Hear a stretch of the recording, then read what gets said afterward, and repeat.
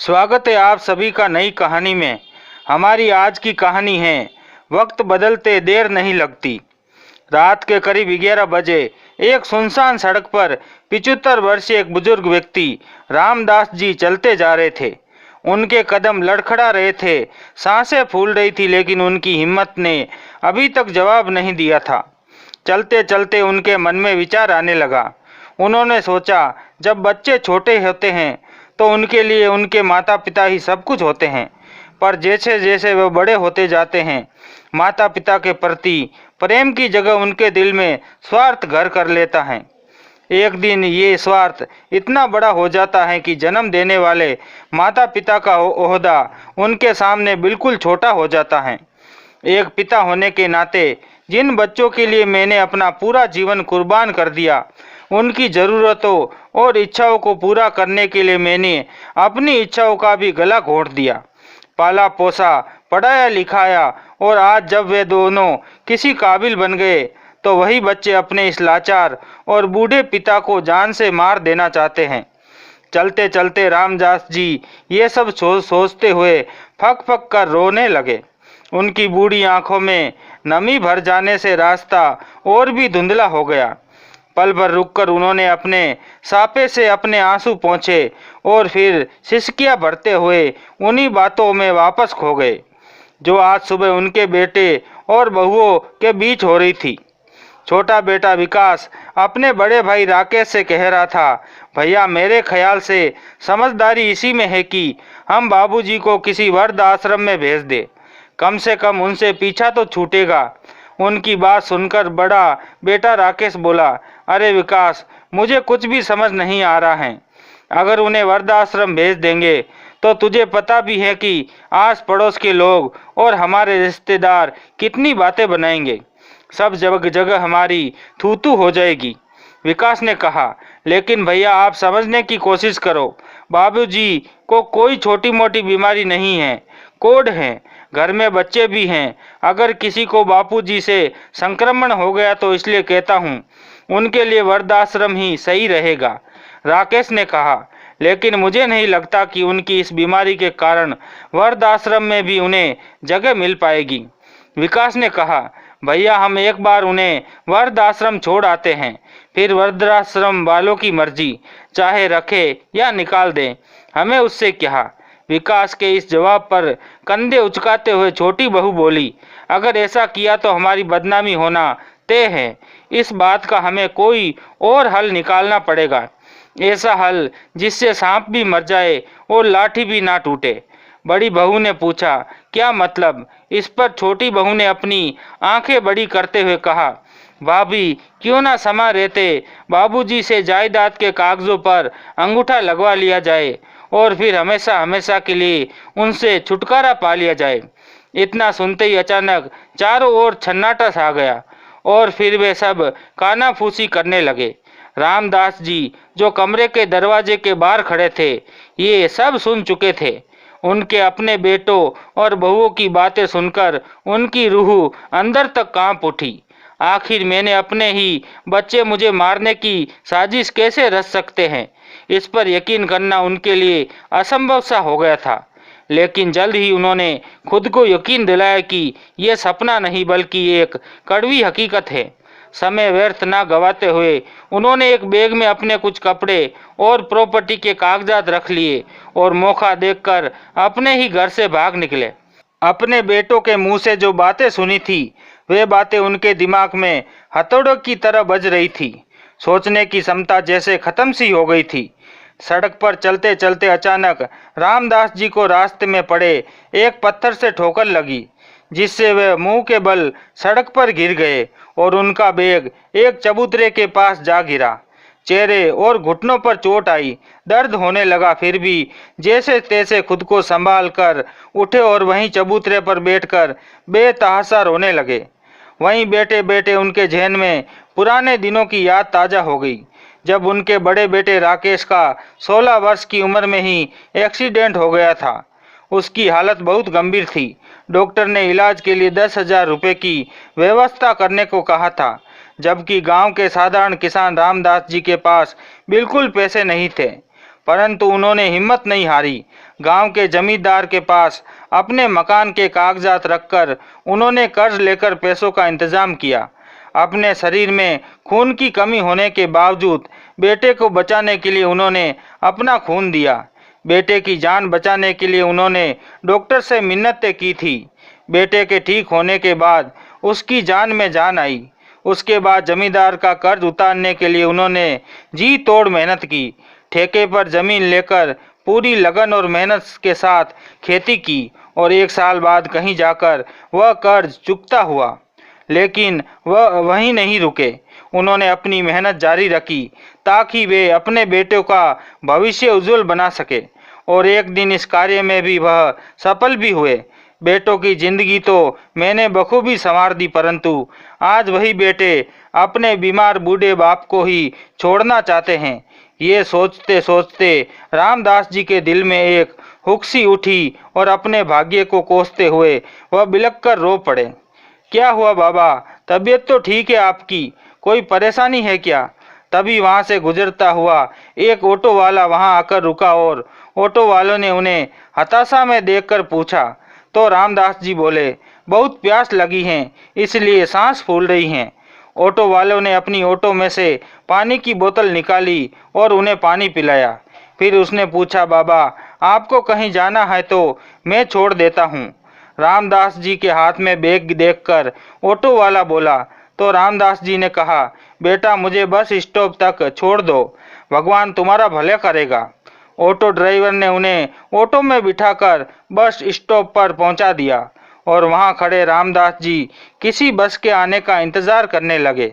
मन ही मन उन्होंने तय किया था कि वह बुढ़ापे में भी अपना जीवन आत्म सम्मान से बिताएंगे और अपने भाग्य का फैसला किसी और को नहीं करने देंगे। वृद्धावस्था मौत का पैगाम नहीं बल्कि जीवन का वरदान भी हो सकती है। अब वह यहाँ से कहाँ जाएंगे ये तो रामदास जी को भी मालूम नहीं था। करीब आधे घंटे के इंतजार के बाद एक बस उनके सामने आकर रुकी। अपनी आगे की जिंदगी को नियति के हवाले कर वह उसी बस में बैठ गए। थोड़ी ही देर में कंडक्टर उनके पास आया और बोला, बाबा आपको कहाँ जाना है? तो रामदास जी उदासी भरे स्वर में बोले, बेटा पता तो मुझे भी नहीं, पर जहाँ ये बस ले जाएगी मुझे वहीं का टिकट दे दो। रामदास जी अपने नए सफ़र की ओर निकल पड़े। दूसरी ओर जब उनके बेटे और बहुओं को ये पता चला कि रामदास जी घर पर नहीं हैं, तो वे सब उन्हें ढूंढने लगे। पड़ोसियों से पूछताछ की, रामदास जी के रिश्तेदारों से लेकर दोस्तों के पास भी गए, लेकिन उनका कुछ पता ना चला।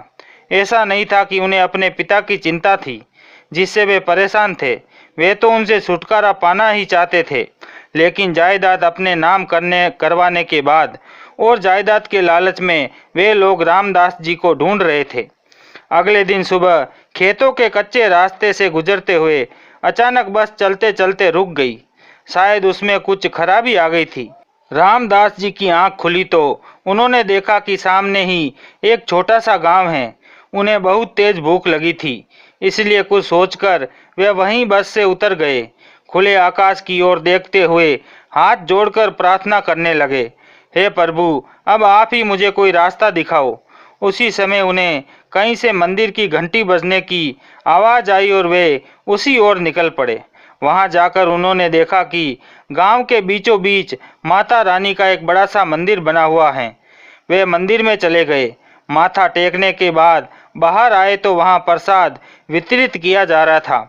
मंदिर के प्रसाद से ही उन्होंने अपने पेट की भूख को शांत किया और वहीं एक कोने में बैठ गए। थोड़ी ही देर में मंदिर के प्रांगण में भीड़ बढ़ने लगी। कारण पूछने पर किसी ने उन्हें बताया कि यहाँ किसी एनजीओ की तरफ से स्वास्थ्य जांच शिविर लगाया जाता है।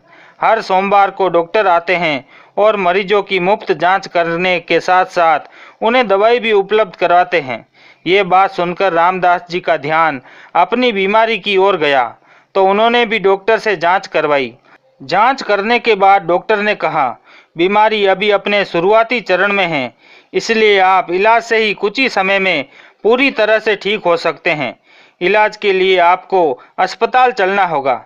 संस्था के सदस्यों की मदद से रामदास जी गांव के पास बने एक सरकारी अस्पताल में गए। पूरी जांच पड़ताल के बाद डॉक्टर ने उन्हें दवाई दी और समय समय पर वापस आकर दिखाने की सलाह भी दी। अब रामदास जी को जीने की कुछ आस जगी, लेकिन बिना पैसों के गुजर बसर कैसे की जाए, ये सोचकर वह अब भी परेशान थे। चिंता में डूबे हुए वे गांव के मंदिर में वापस लौट आए और प्रांगण में ही एक कोने में लेटकर आराम करने लगे। सहसा एक जोरदार आवाज से उनकी नींद खुली। सामने देखा तो एक छोटा सा बच्चा खड़ा था, जिसकी उम्र करीब 8 वर्ष रही होगी। अरे बेटा, क्या हुआ? रामदास जी ने बड़े प्यार से पूछा। तो बच्चा गुस्से में भौहें चढ़ाते हुए बोला, ये जगह मेरी है, तो तुम यहाँ कैसे सो गए? एक मासूम और छोटे से बच्चे को इस तरह बात करते देख रामदास जी की हंसी छूट गई और साथ ही अपने पोते पोतियों की याद भी आ गई। अच्छा, क्या नाम है तुम्हारा? प्यार से उस बच्चों के गाल को सहलाते हुए रामलाल दास जी ने पूछा। तो वह बच्चा बोला, नाम तो मेरा सोनू है, लेकिन आप मुझे जितना मर्जी प्यार कर लो, मैं आपको यहाँ सोने नहीं दूंगा, क्योंकि ये मेरी जगह है। फिर रामदास जी मुस्कुराते हुए वहां से उठ गए। दोपहर हो चुकी थी। रामदास जी ने देखा कि मंदिर का पुजारी साफ सफाई का काम कर रहा था, तो रामदास जी भी इन कार्यों में पुजारी की मदद करने लगे। उसी समय सोनू वहां आ गया, तो पुजारी ने उसे कहा, सोनू, कुछ सीखो इस बाबा से। इतने बड़े बुजुर्ग होकर भी वह मंदिर की साफ सफाई करने में मदद कर रहे हैं। ये बात सुनकर पुजारी जी को तिरछी नजरों से देखता हुआ सोनू बोला, हाँ हाँ जरूर, मैं थोड़ी देर पहले ही उनसे सीखा है कि जोर जोर से खराटे कैसे मारे जाते हैं। उस मासूम की इस बात पर रामदास जी को फिर से हंसी आ गई। तब सोनू वहां से चला गया। फिर पुजारी ने कहा, बाबा माफ करना, बचपन में सोनू किसी को भी कुछ भी बोल जाता है। तो रामदास जी बोले, अरे नहीं बेटा, मुझे उसकी बात का बुरा नहीं लगता। वह क्या है ना, तुम्हारे बेटे सोनू को देखकर मुझे अपने छोटे पोते की याद आ जाती है। वह भी लगभग इसकी उम्र का ही है। फिर पुजारी ने कहा, बाबा, सोनू मेरा बेटा नहीं है। दरअसल बरसों पहले सोनू के माता पिता उसे मंदिर के बाहर छोड़कर चले गए थे और कभी नहीं आए। तब से वह बच्चा यहीं रहता है। हम सब लोग मिलकर सोनू की देखभाल करते हैं। स्कूल तो नहीं जाता, परंतु इसका दिमाग बहुत तेज है। ये बात सुनकर रामदास जी बहुत दुखी हो गए कि एक तरफ तो उनके बेटे हैं जो सारी जायदाद हासिल करने अपने पिता से छुटकारा चाहते हैं, और दूसरी तरफ ये बेचारा मासूम सा बच्चा है जिसके माँ बाप ने ही उनका त्याग कर दिया। ये दुनिया कितनी क्रूर है, कितनी मतलबी है। सोच सोचकर उनका कलेजा फटने लगा। शाम हो चुकी थी और अब तो भूख के मारे उनके पेट की अंतड़ियाँ कुल बुलाने लगी थी। वे पास के ही एक ढाबे पर पेट की भूख शांत करने के लिए चले गए, बिना ये जाने कि वहाँ पर नॉनवेज खाना भी मिलता है। वहाँ जाकर उन्होंने रोटी और सब्जी देने के लिए कहा, तो दुकानदार ने कहा, 100 रुपये की एक प्लेट है। ये सुनकर रामदास जी ने अपनी जेब टटोली। बड़ी मुश्किल से उनकी जेब में से 80 रुपये निकले। वहाँ से बिना खाना खाए ही रामदास जी वापस मंदिर में लौट आए। थोड़ी देर में सोनू मंदिर के पुजारी के पास आया और बोला, काका, वह बूढ़ा आदमी पास के होटल में गया था जहाँ नॉनवेज खाना मिलता है, और वहाँ से मांस मछली खाकर मंदिर में आ रहा है। ये बात सुनकर पुजारी जी रामदास जी के पास आए और कहने लगे, बाबा, आप मांस मछली खाकर मंदिर में नहीं आ सकते। अब आपको मंदिर से बाहर ही रुकना होगा। मांस खाने की बात सुनकर रामदास जी आश्चर्य में पड़ गए और फिर बोले, नहीं बेटा, मैंने तो वहाँ कुछ खाया ही नहीं।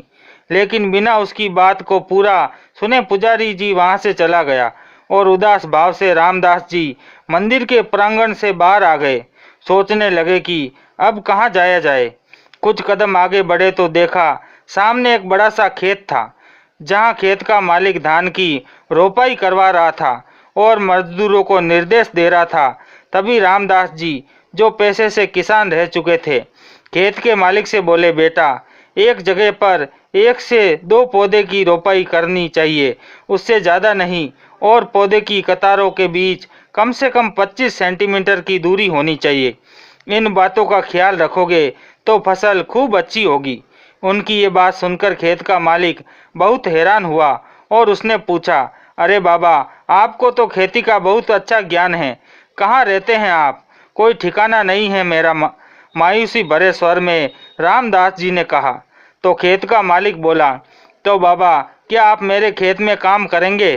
तो रामदास जी बोले, बेटा, काम तो मैं कर लेता हूँ, लेकिन इस उम्र में इतनी भाग दौड़ अब मेरे बस की बात नहीं। तो खेत के मालिक ने कहा, बाबा, आपका काम केवल मजदूरों को दिशा निर्देश देने का होगा। बस ये ध्यान रखना है कि वह सही तरीके से काम करे। इसके बदले में प्रतिदिन आपको 300 रुपये दूंगा। ये सुनकर रामदास जी ने हाँ में सिर हिला दिया। उन्होंने उसी दिन से खेत में काम करना शुरू कर दिया और शाम को जब पैसे हाथ में आए तो बड़ी शान से एक शाकाहारी ढाबे पर गए और अपने मनपसंद छोले चावल ऑर्डर किए। इधर रामदास जी ने पेट भरकर खाना खाया और उधर ढाबे के मालिक ने देखा कि रामदास जी के आने के बाद अचानक ग्राहकों का आना शुरू हो गया। ढाबे के मालिक के लिए आज का दिन बहुत अच्छा रहा। रहने के लिए कोई जगह नहीं थी, इसलिए खाना खाकर रात को रामदास जी खेत के किनारे बने एक छप्पर के नीचे सो गए। अब हर रोज ऐसा ही होने लगा। दिन भर का काम करके रामदास जी उसी ढाबे पर खाना खाने जाते और उनके जाने के बाद ही ढाबे पर भीड़ बढ़ जाती। एक दिन वह उस ढाबे का खाना खाने नहीं गए तो ढाबे का मालिक परेशान हो गया, क्योंकि बाकी ग्राहक भी नहीं आए थे। उसे लगने लगा कि रामदास जी के कदम उसके ढाबे के लिए शुभ हैं। इसलिए अगले दिन उसने रामदास जी से कहा, बाबा, मैं आपसे खाने का 1 रुपया भी नहीं लूँगा, बस आप हर रोज़ यहीं खाना खाया कीजिए। ढाबे वाले की इस बात पर रामदास जी आश्चर्यचकित रह गए। अच्छा खाना और सही इलाज पाकर रामदास जी की तबीयत में भी सुधार आ गया। एक दिन मंदिर में इनकम टैक्स इंक्वायरी के लिए कुछ सरकारी अधिकारी आए तो मंदिर के संचालक को बुलाकर उनसे पूछताछ करने लगे। मंदिर में इतना बड़ा चढ़ावा आता है, लेकिन सरकार के पास उसमें से बहुत कुछ रकम भेजी जाती है। हमें लगता है कि यहाँ कोई बहुत बड़ी गड़बड़ चल रही है।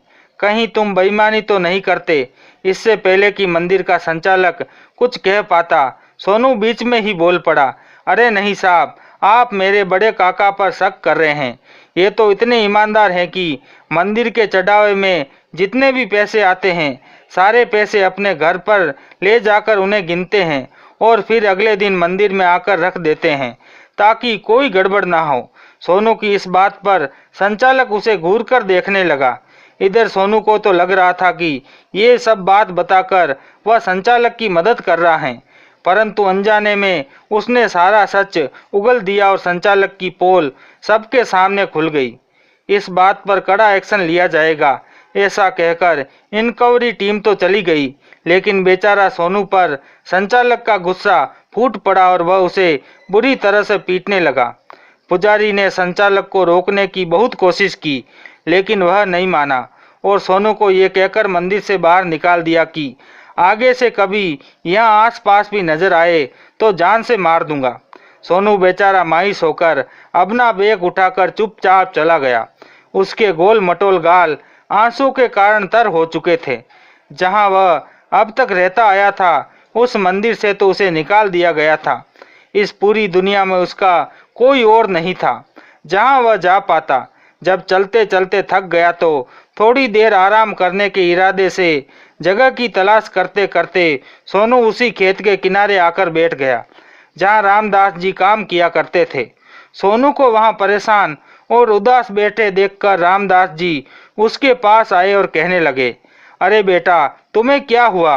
तुम तो इतना बोलते हो, तो आज इतने शांत कैसे बैठे हो और चेहरे पर ये उदासी क्यों? फिर सोनू रुआंसे स्वर में बोला, बाबा, भगवान जी ने मुझे अपने किए की सजा दी है। मैंने पुजारी अंकल से आपकी शिकायत करके आपको मंदिर से बाहर निकलवाया था ना, इसलिए आज मेरे साथ भी बहुत गलत हुआ। मुझे आज बड़े काका से बहुत मार पड़ी और उन्होंने मुझे मंदिर से बाहर निकाल दिया। रामदास जी ने उसका सिर सहलाते हुए पूछा, लेकिन ऐसा क्या कर दिया था तुमने? तो सोनू ने उन्हें सारी बात बताई। रामदास जी ने उसके आंसू पोंछते हुए कहा, कोई बात नहीं बेटा, मैं भी इस दुनिया में अकेला हूँ और तुम भी। अब से हम दोनों एक साथ रहेंगे। सोनू के चेहरे पर मुस्कान दौड़ आई। अब उन दोनों के बीच दोस्ती हो गई। बातों बातों में सोनू ने पूछ लिया, लेकिन बाबा आप कहाँ से आए हैं? क्या आपके परिवार में कोई नहीं है? तो रामदास जी की आंखों में नमी तैर गई और बोले, कहने को तो भरा पूरा परिवार है, दो दो बेटे बहुएं हैं, उनके बच्चे भी हैं, लेकिन अपना कोई नहीं है। मेरे अपने ही बच्चे मुझसे छुटकारा पाना चाहते हैं, इसलिए मैं घर से भागकर यहाँ आ गया। कहते कहते उनकी आंखें छल छला गई। अगली सुबह हुई तो खेत के मालिक की इजाज़त से उन दोनों ने मिलकर कुछ लकड़ियां इकट्ठी कर ली और छप्पर के इर्द गिर्द सब लकड़ियां लगाकर एक छोटी सी झोंपड़ी बना ली, जिसमें वह दोनों आराम से रह सकते थे। शाम को खेत का मालिक उनके पास आया और बोला, बाबा अगर आपको किसी भी और चीज़ की ज़रूरत हो तो मुझे बता देना, मैं व्यवस्था करवा दूंगा। तो रामदास जी ये सुनकर सोनू की ओर देखने लगे और फिर धीमे से खेत की मालिक से बोले, सच बताऊं तो मुझे जिस चीज़ की ज़रूरत थी वह मुझे मिल गई है। फिर भी यही किसी चीज़ की आवश्यकता हुई तो मैं आपको याद करूंगा। रामदास जी और सोनू एक दूसरे का साथ पाकर बहुत खुश रहने लगे। अब सोनू भी खेत के काम में रामदास जी की मदद कर दिया करता। वे दोनों पूरा सप्ताह भर काम करते, लेकिन रविवार के दिन छुट्टी लेकर एक दूसरे के साथ पूरा दिन बिताते। एक दिन सोनू ने रामदास जी से कहा, बाबा मैंने अपने माँ बाप को तो कभी नहीं देखा, लेकिन जब से भगवान जी ने मुझे आपसे मिलवाया है तब से तो मुझे आप में ही अपने माँ और पापा नजर आते हैं। लेकिन बाबा मैंने तो सुना है कि बुढ़ापे आने के बाद इंसान भगवान जी के पास चले जाता है, और आप भी तो बूढ़े हो गए हों, इसका मतलब आप भी जल्दी भगवान जी के पास चले जाएंगे। लेकिन उससे पहले आप मुझे बताओ कि आपके कौन कौन से शौक हैं जिन्हें आप पूरा करना चाहते हैं लेकिन अभी पूरा नहीं कर पाए। नन्हे से बच्चे के मुंह से इतनी बड़ी बात सुनकर रामदास जी हैरान थे और मन ही मन सोचने लगे कि अपनी पूरी जिंदगी मैंने अपने बेटों की ज़रूरतें और ख्वाहिशें पूरी करने में व्यतीत कर दी, लेकिन उन्होंने मुझे उसका ये सिला दिया और आज एक छोटा सा बच्चा मुझे पूछ रहा है कि मेरी क्या ख्वाहिश है। मेरे बेटों ने तो इस बारे में कभी सोचा भी नहीं था। रामदास जी की सोच में गुम देखकर सोनू बोला, अरे बाबा आप कहाँ खो गए? अब जल्दी से मुझे बताओ ना कि आप क्या करना चाहते थे जो आप नहीं कर पाए। सोनू के पूछने पर रामदास जी ने बताया, बेटा जिंदगी में मेरी बहुत सी ख्वाहिशें थी, बहुत सारे ख्वाब देखे थे मैंने, लेकिन अपनी जिम्मेदारियों के चलते कभी पूरा न कर सका। लेकिन अब तो ख्वाब पूरे करने की उम्र ही निकल गई। तभी सोनू जिद करते हुए बोला, नहीं बाबा मैं हूं ना, आपकी सारी ख्वाहिशें पूरी करूंगा मैं, आप मुझे बताइए। तो रामदास जी ने एक एक करके अपनी सारी ख्वाहिशें बताई, जिसमें अमिताभ बच्चन की फिल्म देखने जाना, कोट पैंट पहनकर फोटो खिंचवाना, 5 स्टार होटल में खाना खाना और एक फिल्म में एक्टिंग करना भी शामिल था। बाबा की ख्वाहिशें जानकर सोनू खुश हो गया और बोला, तो फिर चलो अब एक एक करके आपकी सारी ख्वाहिशें पूरी करते हैं। तो रामदास जी बोले, अरे नहीं बेटा, पहले तुम तो अपनी ख्वाहिशें बताओ कि तुम क्या करना चाहते हैं। तो सोनू बड़े प्यार से बोला, बाबा मैं तो अभी बच्चा हूँ, मैं थोड़ी ना भगवान जी के पास जाने वाला हूँ। अभी तो मेरे पास मेरी पूरी जिंदगी है, लेकिन आपके पास समय कम है, और वैसे भी मेरी तो बस एक ही ख्वाहिश है कि मैं पढ़ लिख कर एक दिन बहुत बड़ा आदमी बनूं, और मेरी कोई इच्छा नहीं है। ये सुनकर रामदास जी को बहुत खुशी हुई। उसके बाद कुछ दिन उन दोनों ने खेत में काम किया और फिर सोनू की जिद पर जमींदार ने एक सप्ताह की छुट्टी लेकर वे दोनों शहर चले गए, जहां उन्होंने एक शोरूम में रामदास जी के लिए काले रंग का कोट पैंट खरीदा और सोनू के लिए अच्छे से कपड़े खरीदे।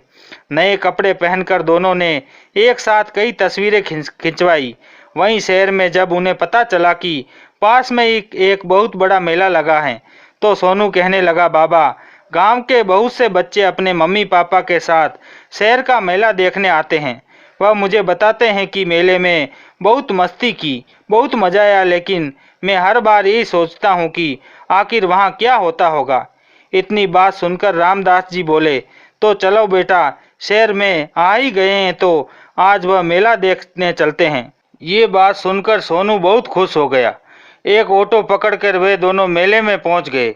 सोनू की आंखें खुली की खुली रह गई जब उसने मेले की चमक धमक देखी। इतने बड़े और तरह तरह के झूलों को देखकर वह चहक उठा। सोनू को हंसते खिलखिलाते देख रामदास जी जैसे वह दृश्य अपनी आंखों में समेट लेना चाहते थे। उन दोनों ने एक साथ बहुत से झूलों का आनंद लिया। सोनू के साथ मस्ती करते करते रामदास जी को भी ऐसा महसूस होने लगा कि जैसे उनका बचपन वापस आ गया हो।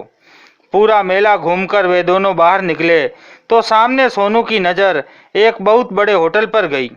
भूख भी बहुत तेज लगी थी और पास में पैसे भी थे, तो सोनू के कहने पर वे उस होटल में खाना खाने चले गए। इतने बड़े आलीशान होटल को देखकर वे दोनों बस यहाँ वहाँ देखे ही जा रहे थे। उन दोनों ने वहाँ बिरयानी ऑर्डर की और आरामदायक सोफे पर बैठकर उसे सुकून से खाने लगे। वहीं बैठे बैठे सोनू ने देखा कि पास वाले टेबल पर एक आदमी सूट बूट पहने बैठा हुआ था और लोग उसके ऑटोग्राफ लेने जा रहे थे। पूछने पर किसी ने बताया कि वह व्यक्ति एक फिल्म प्रोड्यूसर हैं जिन्होंने बहुत सी सुपरहिट फिल्में बनाई हैं। इतना सुनते ही सोनू का दिमाग ठनका। रामदास जी को कुछ बताए बिना ही वह वहां से उठा और सीधा उस फिल्म प्रोड्यूसर के पास चला गया। सोनू ने पूछना शुरू किया, अंकल क्या आप वाकई में फिल्में बनाते हैं? छोटे से बच्चे को इस तरह पूछते देख वह फिल्म प्रोड्यूसर भी मुस्कुराने लगा और बोला, हाँ मैंने बहुत सी फिल्में बनाई हैं।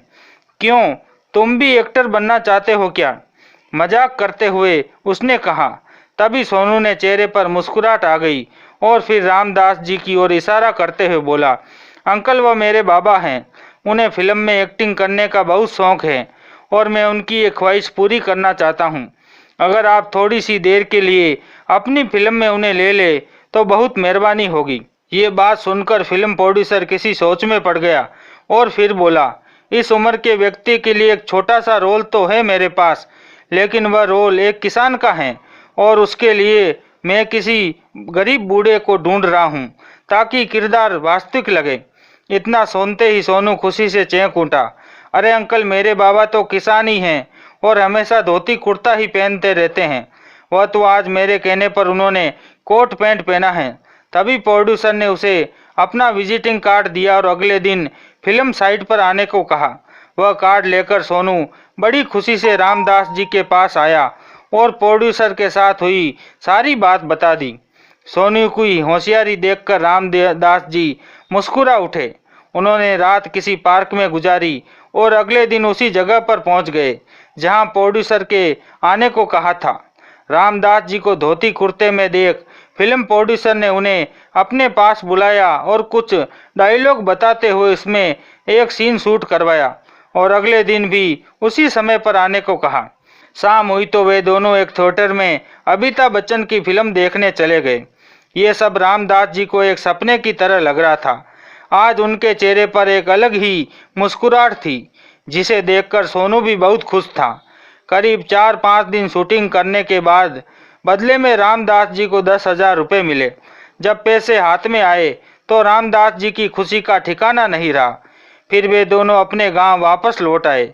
अब रामदास जी ने सोनू का दाखिला भी एक स्कूल में करवा दिया ताकि पढ़ लिख कर बड़ा आदमी बनने की उसकी ख्वाहिश पूरी हो सके। अब तक रामदास जी भी अपनी बीमारी से पूरी तरह स्वस्थ हो चुके थे। अब वे दिन भर पूरी चुस्ती के साथ खेत में काम करते और सोनू स्कूल में पढ़ने जाता था, लेकिन शाम को आकर उनके काम में हाथ जरूर बंटाने आता था। रह रहकर रामदास जी के मन में एक ही बात उठने लगी कि काश सोनू ही उनका बेटा होता। उन दोनों का खून का रिश्ता तो नहीं था, लेकिन एक ऐसा रिश्ता जरूर बन गया था जो स्वार्थ से परे था।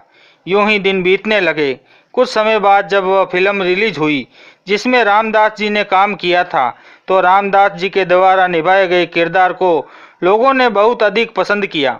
भले ही वह फिल्म में कुछ ही समय के लिए दिखाई दिए, लेकिन जिस वास्तविकता और शिद्दत से उन्होंने अपने किरदार को निभाया था वह प्रशंसनीय था। हर जगह उनके काम की चर्चा और सराहना की जा रही थी। रामदास जी भी सोनू को लेकर वह फिल्म देखने के लिए थिएटर में गए।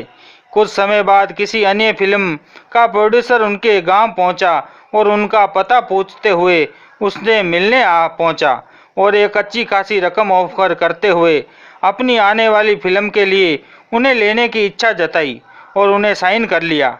इस बार उन्हें फिल्म के एक अहम किरदार दिया गया था। अपनी किस्मत का पासा पलटते देख रामदास जी भी हैरत में पड़ गए थे। उन्होंने कभी सोचा भी नहीं था कि उम्र के इस पड़ाव में आकर उन्हें इतनी बड़ी सफलता हासिल होगी।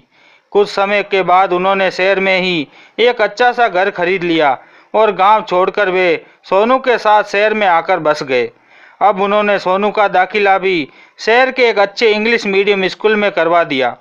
वहीं जब उनके बेटे और बहुओं तक ये बात पहुंची कि रामदास जी अब फिल्मों में काम करने लगे हैं और अच्छा खासा पैसा कमाने लगे हैं, तो उनके दोनों बेटे उनका पता पूछते पूछते उनके घर तक आ पहुंचे। लेकिन वह उनका घर देखकर आश्चर्यचकित थे। घर के बाहर बड़ी सी नेम प्लेट लगी थी जिस पर उनका नाम लिखा था। रंग बिरंगे बल्बों की रोशनी से उनका घर जगमगा रहा था। दरवाजे की घंटी बजने पर रामदास बाहर आ गए तो पीछे पीछे सोनू भी आ गया। अपने बेटे को अपने घर की चौखट पर खड़ा देखकर रामदास जी हैरान रह गए। पिताजी, आप हमें छोड़कर कहाँ चले गए थे? हमने आपको कहाँ कहाँ नहीं ढूंढा, लेकिन आप कहीं नहीं मिले। आपने अपनी सेवा करने का अधिकार हमसे छीन क्यों लिया? जानते हैं हम पर क्या बीत रही थी? ऐसा कहते हुए उनका बड़ा बेटा राकेश आंसू बहाता हुआ जैसे ही उनके गले लगने लगा तो रामदास जी उसे पीछे झटकते हुए बोले, मुझे मालूम है तुम मुझे क्यों ढूंढ रहे थे। दरअसल तुम मुझे नहीं बल्कि मेरी प्रॉपर्टी से प्यार करते थे और उस प्रॉपर्टी के कागजात पर मेरे दस्तखत करवाने के लिए ही तुम मुझे ढूंढते ढूंढते यहाँ तक आ पहुँचे हो। अपने पिता के मुंह से ये बात सुनते ही राकेश हैरान रह गया। ऐसे आक्रामक रुख की बेटों ने सपने में भी कल्पना नहीं की थी। नहीं पिताजी, ये आप कैसी बात कर रहे हैं? हमने तो आपको हमेशा भगवान का दर्जा दिया है, छोटे बेटे विकास ने कहा। तो रामदास जी बोले, मुझे सब मालूम है बेटा। उस दिन मुझसे छुटकारा पाने का जो नायाब हल तुम लोगों ने निकाला था वह मैं जानता हूँ। तुम्हारी एक एक बात मैं उस दिन सुन चुका था, इसलिए अपना ही घर छोड़कर मैं भाग निकला। रामदास जी की बात सुनकर दोनों बेटे शर्म के मारे पानी पानी रह गए। मस्तिष्क में विचारों की आंधियां चलने लगी। फिर रामदास जी बोले, लेकिन बेटा, कहते हैं ना, भगवान एक रास्ता बंद करते हैं तो नया रास्ता खोल भी देते हैं। किसे मालूम था कि एक छोटा सा बच्चा मुझे मिल जाएगा जो मेरे सगे बेटे से भी बढ़कर मुझे प्यार देगा, मेरा ख्याल रखेगा। सोनू के सिर पर हाथ रखते हुए रामदास जी आत्मनिर्भर स्वर में बोले, लेकिन पिताजी, अपने खुद के बेटों को छोड़कर आप पराये लोगों पर अपना प्यार लुटा रहे हैं। खबरदार, इसे पराया बोला तो। सोनू मुझे मेरी जान से भी ज़्यादा प्यारा है। और हाँ, मेरी एक बात कान खोलकर सुन लो। जिस जायदाद के खातिर तुम दोनों यहाँ तक आए हो, उस जायदाद में से मैं तुम्हें एक फूटी कौड़ी भी नहीं देने वाला, क्योंकि वो प्रॉपर्टी मैंने अपनी मेहनत की कमाई से खरीदी थी। और अब उस पर किसका हक होगा और किसका नहीं, इसका फैसला भी मेरा ही होगा। जो बेटे फर्ज नहीं निभाना जानते, उन्हें हक भी नहीं मिलना चाहिए। इसलिए मैंने फैसला किया है कि मेरी सारी जायदाद अब केवल सोनू को ही अधिकार होगा। मेरा और सोनू का रिश्ता भले ही तुम लोगों की समझ से बाहर है, लेकिन मेरे लिए ये रिश्ता बहुत अनमोल है।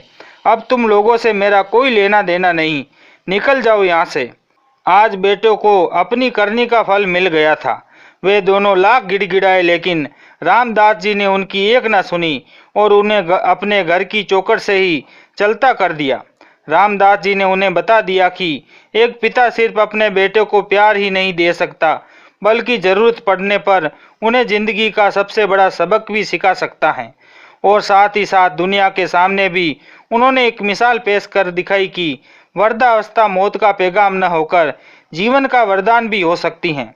तो दोस्तों, इस कहानी को लेकर आपकी क्या राय है, कमेंट बॉक्स में ज़रूर बताएं। और अगर कहानी अच्छी लगी हो तो प्लीज़ इसे लाइक करें, शेयर और चैनल को सब्सक्राइब करें। मिलते हैं किसी नई कहानी के साथ अगली वीडियो में, तब तक के लिए धन्यवाद।